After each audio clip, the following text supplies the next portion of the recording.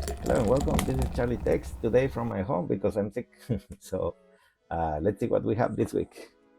Ah, here. Well, we start this week talking about the prime minister, right? So he resigned, and what's next? Well, now the Democratic Party will need to have an election, and this will be taking place on October 4th. So now, whoever wins this election will need to take care of the main issues, right? One of those is the public debt, and another one will be the inflation, because the inflation is basically the public perception about like what the real economy is affecting them, right? So basically, they will need to work on this, and well, whoever gets to get the role, they will need to have a strategy for how to address this in the future and really provide a real solution for this, which is a very difficult topic. But well, on the other hand, let's see who is the candidate, right? At the moment, we have Toshimitsu Motegi, we have Yoshimasa Hayashi, Sanae Takeichi, and Shinjiro Koizumi. And basically, they will need to have some discussion about these main topics and provide a solution. And let's see who is going to be the next prime minister. And that's it. Well, this week in weather news, we had the storm Peipa impacting Kochi and Wakayama prefecture. And basically, this caused like a heavy rain, and this leads to landslides and pretty much damaging infrastructure and power outage.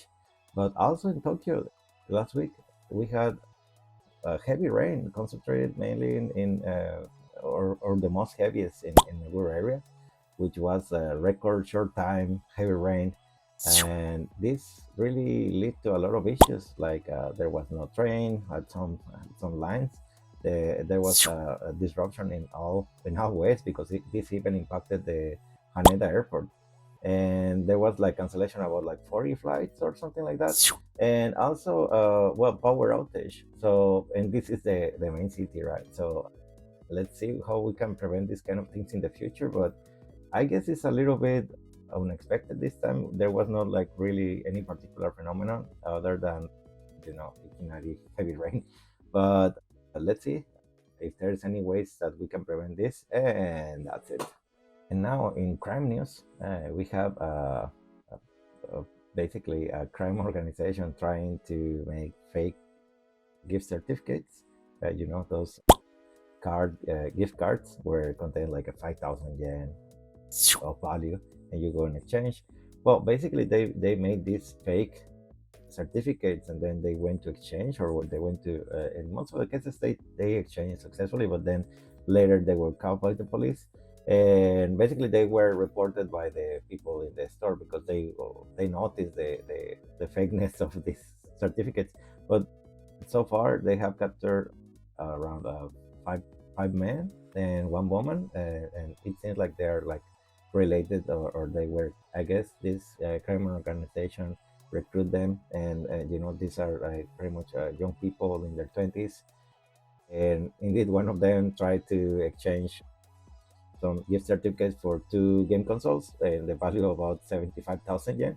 So that's how they get caught. But well, we don't know how long they have been trying to do this, or they have been successfully doing this, right? So just be aware that there's some fake certificates around, I guess, and just be careful for these people, these crime organizations trying to take advantage of the system. And that's it. Well, and now talking very sadly about another foreigner doing something terrible. This Australian guy now, that he tried to follow steps like maybe from Logan Paul or Johnny Somali. He was just trying to get famous, I guess, but this is ridiculous and stupid and disrespectful. So basically, he went to Aokigahara, to a graveyard, and then he just stole the offerings. Disrespectful, taking things from this grave, and just pissed me off. But the thing is, like, this is, if Japan doesn't take measures about this is going to become, maybe the platform for many VTubers trying to be famous, just coming to Japan and doing something respectful. And So I think we need to do something about this. We cannot just let people come and do whatever they want in Japan. They need to follow the rules, and well, sadly, we have another one coming. And I saw the comments.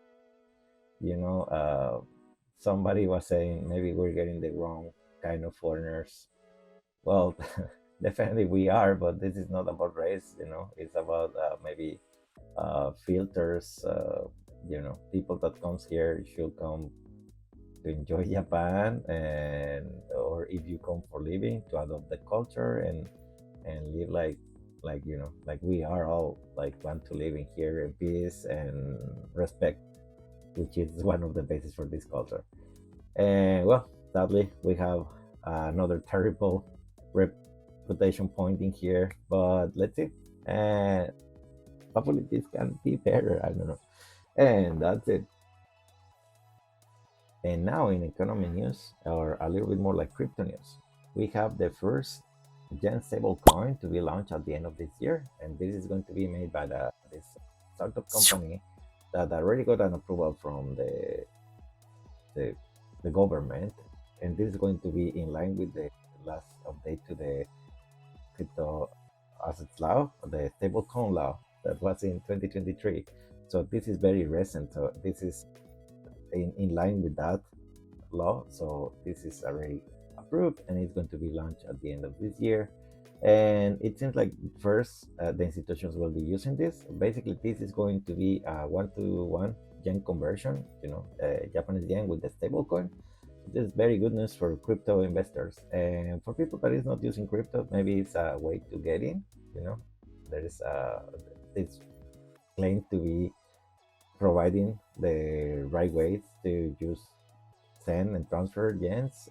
Basically, this was made for institutions, but this it seems like they're going to release this for investors later on also this year, and eventually to be used worldwide to be a representation of the Japanese yen digitally. And this seems like a good news. It's moving Japan in the right direction, and that's it.